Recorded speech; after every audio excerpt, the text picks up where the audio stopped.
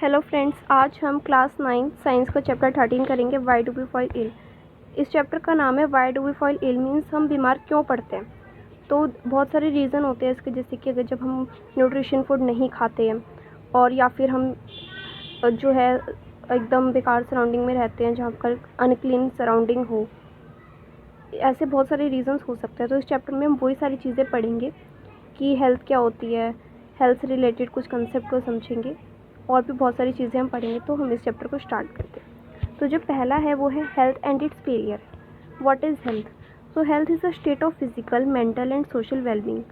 मतलब अगर हम किसी पर्सन को कहते हैं कि वो हेल्दी है, तो इसका मतलब वो फिज़िकली मीन्स वो फिज़िकली जो है हेल्दी हो, मेंटली और सोशली वेलबींग हो, मतलब प्रॉपर हो वो फिज़िकली, मेंटली और सोशली। और जो कंडीशन होती है गुड हेल्थ के लिए वो है फिज़िकल एंड सोशल एनवायरनमेंट अच्छा होना चाहिए, जैसे कि क्लीन सराउंडिंग होनी चाहिए, गुड सैनिटेशन होना चाहिए, प्रॉपर गार्बेज डिस्पोजल होनी चाहिए। मतलब कि अगर अनक्लीन सराउंडिंग होगी तो हम हेल्दी नहीं होंगे। ऐसे ही है जैसे कि गुड इकोनॉमिक कंडीशन भी अच्छी होनी चाहिए, जैसे कि इकोनॉमिक कंडीशन मतलब कि सबको जॉब अपॉर्चुनिटीज़ हो, ताकि सबके पास जॉब हो, ताकि वो न्यूट्रिशन फूड खरीद सकें और वो हेल्दी रह पाएँ। थर्ड है सोशल इक्वलिटी एंड हार्मनी। जो हमारी सोसाइटी है उसमें इक्वलिटी होनी चाहिए, ताकि हम पीसफुली रह पाएँ और हमारी जो लाइफ हो वो पीसफुली हो और हम हेल्दी रह पाए, एक हेल्दी लाइफ हमें मिले। यही यहाँ पे लिखा है गुड फिजिकल एनवायरनमेंट का मतलब है proper garbage disposal, good sanitation, clean surrounding और क्लीन ड्रिंकिंग वाटर होगा तो हम हेल्दी रहेंगे। गुड इकोनॉमिक कंडीशन मतलब कि जॉब अपॉर्चुनिटी सबके लिए हो, ताकि हम न्यूट्रिशियस फूड खरीद सकें और हम एक हेल्दी लाइफ जी सकें। सोशल इक्वलिटी एंड हार्मनी भी ज़रूरी है, ताकि for a healthy and peaceful life. अब जो डिफरेंस है हेल्दी और डिसीज़ फ्री, हेल्दी मतलब कि physical, social and mental wellbeing होना, डिसीज़ फ्री मतलब कि कोई भी हमें डिसीज़ नहीं है, जैसे कि एक पर्सन है उसको कोई भी डिसीज़ नहीं है तो वो डिसीज़ फ्री है। इसका मतलब ये नहीं है कि वो हेल्दी भी है, क्योंकि जो हेल्दी है वो किससे रिफ़र करता है, इंडिविजुअल की फ़िज़िकल और सोशल एनवायरनमेंट से। मतलब सोशल एनवायरनमेंट और वो फिज़िकली भी फिट होना चाहिए।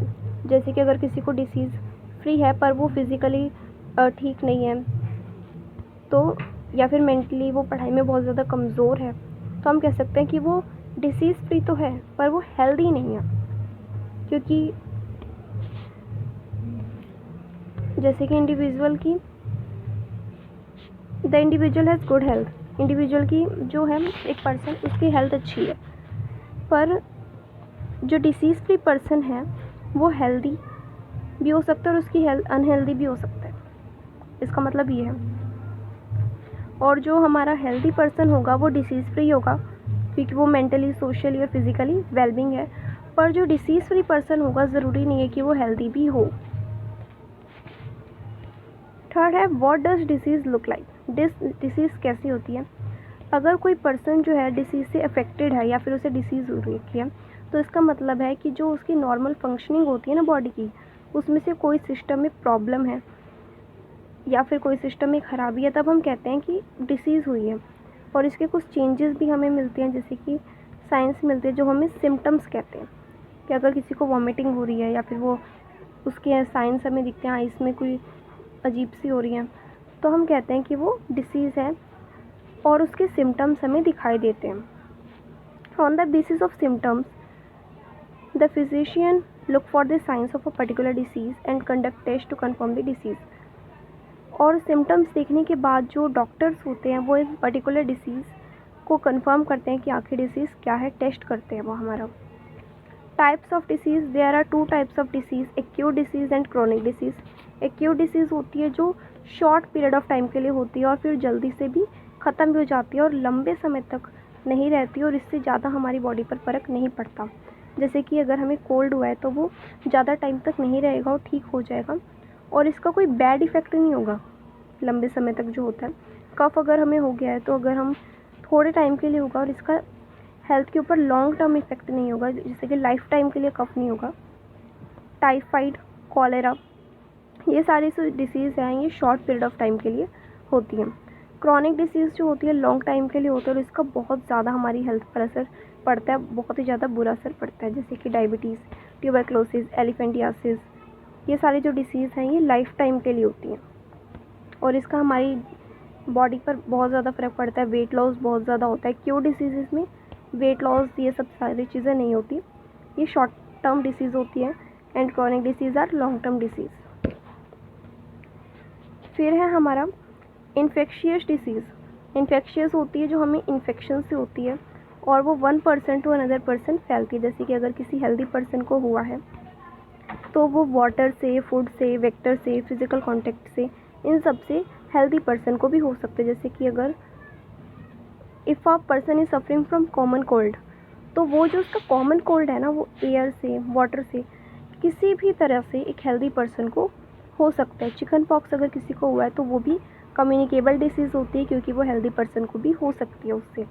तो ये सारी जो डिसीज़ होती है कम्युनिकेबल होती है, मीन्स ये इन्फेक्टेड पर्सन से हेल्दी पर्सन में पहुंच जाती है।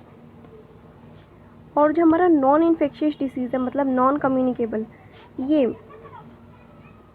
हेल्दी पर्सन को नहीं होती, इन्फेक्टेड से हेल्दी पर्सन को नहीं होती। जैसे कि बेरी रिकेट्स, अगर हमारी हड्डियों में प्रॉब्लम है तो रिकेट्स है तो वो किसी और पर्सन में नहीं होगी, इन्फेक्शियस नहीं होगी। नाइट ब्लाइंडनेस है, डायबिटीज़ है, कैंसर है, हाई ब्लड प्रेशर है, तो ये 1 पर्सन से अनदर पर्सन में नहीं होगी। पर जो इन्फेक्शियस डिसीज़ है वो इन्फेक्टेड से हेल्दी पर्सन में हो जाती है। कॉजेज़ ऑफ डिसीज़, क्या क्या कॉजेज़ होते हैं? तो जो पैथोजेंस होते हैं जैसे कि वायरस, बैक्टीरिया, फंगी, प्रोटोजोआ, ये कॉजेज़ होते हैं, मतलब कि ये डिसीज़ कॉजिंग माइक्रो ऑर्गेनिज्म होते हैं जो डिसीज़ को फैलाते हैं। Poor health and under nourishment, अगर पुअर हेल्थ है किसी पर्सन की या फिर वो अंडर नरिशमेंट है, उसको प्रॉपर फूड नहीं मिलता, प्रॉपर खाना नहीं मिलता, तो वो भी एक डिसीज़ का कारण हो सकता है। Male functioning of body parts जो हमारे होते हैं वो ठीक से अगर काम नहीं करते तो ये भी डिसीज़ का रीज़न होता है। एनवायरमेंटल पोल्यूशन भी एक रीज़न है। जेनेटिक डिसऑर्डर भी रीज़न है। ओके, अब है हमारा इन्फेक्शियस डिसीज़ के कुछ इन्फेक्शियस एजेंट्स होते हैं विच कॉज इन्फेक्शियस डिसीज़, और वो क्या होते हैं? वायरस, बैक्टीरिया, फंगी, प्रोटोज़ोआ और वॉर्म्स। जैसे वायरस से जो होने वाली डिसीज़ है वही सारी है, कॉमन कोल्ड, इन्फ्लुएंजा। बैक्टीरिया से ये है कॉलेरा, टाइफाइड, टीबी। ये फंगी से सिंफ इन्फेक्शंस। प्रोटोज़ोआ से काला अज़र, ये बहुत बार एग्जाम में पूछा जाता है। जैसे ये काला अज़र किससे होता है? प्रोटोज़ोआ से होता है। वॉर्म्स से हमारा एलिफेंटियासिस होता है, इंटेस्टाइनल इन्फेक्शंस होते हैं। अब है means of spread of infectious disease, कैसे होते हैं ये जो इन्फेक्शियस एजेंट्स होते हैं जो ये डिसीज़ फैलाते हैं, ये कैसे आते हैं? तो बहुत सारे इनकी कैरियर्स होते हैं। जैसे एयर से आते हैं ये common cold, tuberculosis, pneumonia. Water से आते हैं कॉलेरा, अमीबिक डिसेंट्री। वेक्टर्स जो मलेरिया, डेंगू, येलो फीवर, ठीक है, मॉस्किटोज़ जैसे हैं ये डिसीज़ेस के नाम है। और ये जो फ्लाइज से जो हमें कैरी करके आते हैं, जो फ्लाइज जो होती हैं हमारे घर में आती है बहुत बार, जैसे वो टाइफाइड लेकर आती है अपने साथ, ट्यूबरक्लोसिस, डायरिया, तो इन सारी चीज़ों को हमें प्रिवेंट करना चाहिए, जैसे मॉस्किटो, फ्लाइज, क्योंकि ये डिसीज़ के कैरियर्स होते हैं। थ्रू सेक्शुअल कॉन्टैक्ट से ब्लड, अगर किसी infected person, if a person is suffering from AIDS, तो अगर उसका जो ब्लड होगा वो किसी हेल्दी पर्सन को चढ़ाया जाएगा तो उससे भी ये डिसीज़ फैलती है। या फिर जो उसके मदर से उसके चाइल्ड को हो सकती है through breast feeding and pregnancy. Okay, see organ specific and tissue specific manifestations.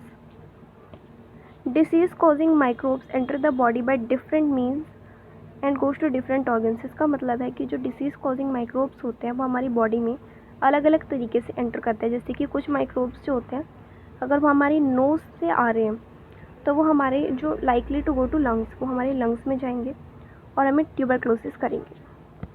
Second, अगर वो हमारे माउथ से आ रहे हैं तो वो हमारे गट में रहेंगे और वो टाइफाइड करेंगे या फिर लीवर में जाकर जॉन्डिस भी कर सकते हैं। ओके, थर्ड है जो हमें एड्स करते हैं जो वायरस, वो सेक्सुअल ऑर्गन से आते हैं, सेक्सुअल कॉन्टेक्ट से आते हैं। और जो virus which cause Japanese encephalitis brain fever enters the body through mosquito bite से आते हैं ये। और हमारे ब्रेन को इन्फेक्ट करते हैं। ओके, अब है प्रिंसिपल ऑफ ट्रीटमेंट। अब जब से ये सारी चीज़ें होती हैं तो इसको ट्रीटमेंट के लिए क्या होता है, जब हमें इन्फेक्शियस डिसीज़ होती है तो हम इसका ट्रीटमेंट कैसे करें। तो इसके 2 स्टेप्स हैं।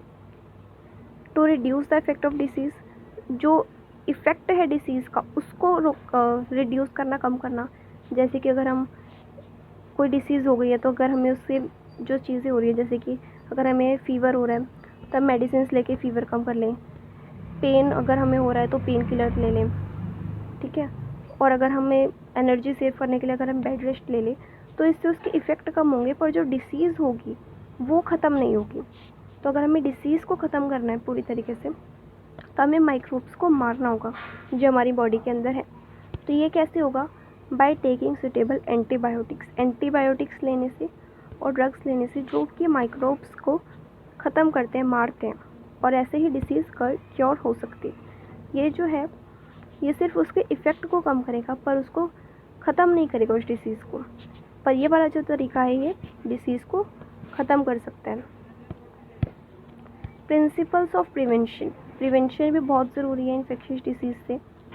जैसे कि जनरल वेज जो हैं वो है पब्लिक हाइजीन, कि हम अपना जो एनवायरनमेंट है वो क्लीन रखें, प्रॉपर और सफिशिएंट फूड प्रोवाइड हो लोगों को।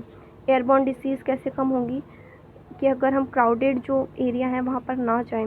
वाटर बॉर्न डिसीज़ जो होती है, सेफ ड्रिंकिंग वाटर प्रोवाइड करें। वेक्टर बॉर्न डिसीज़ जैसे कि हाउस फ्लाइज, मॉस्किटोज़, ये सब भी कैरियर्स होते हैं, हमने भी देखा था। तो इन सबको अगर हम प्रिवेंट करेंगे तो हम डिसीज़ को भी प्रिवेंट कर सकते हैं। और जो स्पेसिफिक वेज है प्रिवेंशन की वो है immunisation. Specific ways to prevent infectious diseases, immunisation by taking vaccine. Vaccine लेने से हम प्रिवेंट कर सकते हैं डिसीज़ को। Vaccines provide immunity from infectious disease like tetanus. ये सारी जो चीज़ें हैं इनसे वैक्सीन अगर हम इन लें तो हम इन्हें प्रिवेंट कर सकते हैं। जैसे कि our body has an immune system with fight microbial infection. हमारी बॉडी का इम्यून सिस्टम होता है जो माइक्रोबियल इन्फेक्शन से फाइट करता है। When this system first an infection microbe it kills the microbe and remembers it. और जब एक बार ही हमारा जो सिस्टम होता है ये माइक्रोब को देख लेता है और उससे लड़ लेता है तो उसको वो याद रखता है। और जब नेक्स्ट टाइम हमारे ये जो माइक्रोब्स होते हैं हमारे नेक्स्ट टाइम हमारी बॉडी में एंटर करते हैं तो ज़्यादा पावर के साथ ये रिएक्ट करता है हमारा इम्यून सिस्टम और उसको पूरी तरीके से ख़त्म कर देता है। इसी वजह से ही हम वैक्सीन्स लेते हैं ताकि जो हमारी जो बॉडी है वो एंटीबॉडीज़ प्रोड्यूस करे। और जब असली में जब माइक्रोब हमारी बॉडी में एंटर करे तो वो उसी पावर के साथ उनके ऊपर अटैक करे और जो हमें डिसीज़ है उनसे हम प्रिवेंट हो पाए। तो जो वैक्सीन होती है ये इन्फेक्शियस डिसीज माइक्रोब को मिमिक करती है और हमारे जो इम्यून सिस्टम होता है उसको स्ट्रॉन्ग बनाती है ताकि हमारी बॉडी से वो प्रिवेंट हो पाए।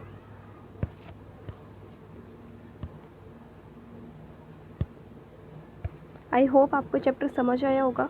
अगर फिर भी इस चैप्टर से रिलेटेड कोई डाउट है so you can ask me in comment section. Thank you.